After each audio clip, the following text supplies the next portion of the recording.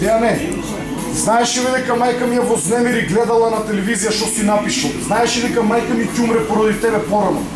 Тога знаеш ли што ќе се случи едно безобразно, не ти е срам бе. Не е убаво вака. Не е убаво, не е убаво. Ја да држам едно, ти за мене пишуваш дека се работам со исламски фундаменталисти и ти имаш образ на мене да ми кажеш ја да држам.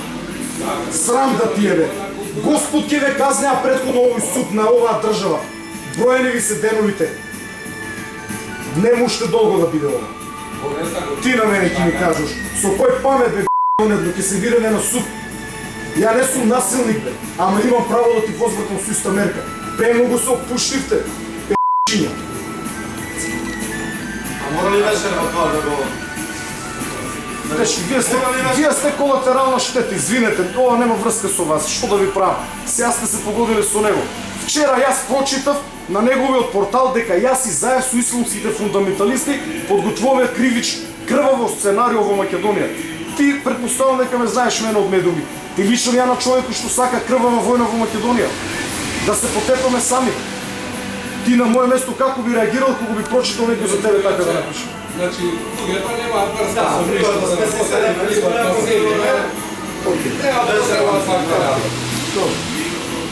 И мајка ми вчера приватно си седела дома и гледала телевизија и слушнала. А има шекер, тежок шекераши.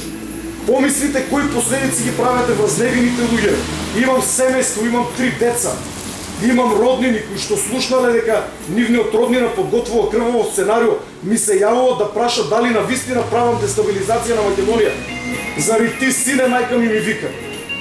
Со качен шекер, треба да размислувате за последиците. Не бидете толку бездушни, покажите малку од малку човечност, не луѓе се претворивте. Каде ќе не одведе ова мрза? Дајте малку луѓе да видиме. Ти ми беше добар пријател на мене. Сме пиеле кафе. Затоа сум бесен да го напишеш ово Миленко, не ме гајле. Ама ти ми беше пријател на мене до вчера. Јас се ти бевме и повеќе пријател. Па зошто така си дозволи бе Дејан? Зошто? Не можеше да го игнорираш тоа. Сега дешки ви се разјасни, јас и овој човек сме смеделе, сме се дружеле и он тоа го напишал, за да одработи за овој режим. Затоа сум бесен.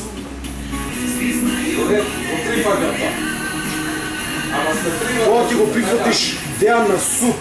Знаеш каква пријава ти спремам, но верувај ќе те суди суд кој што ќе биде објективен, не со овие број 27 и број 50.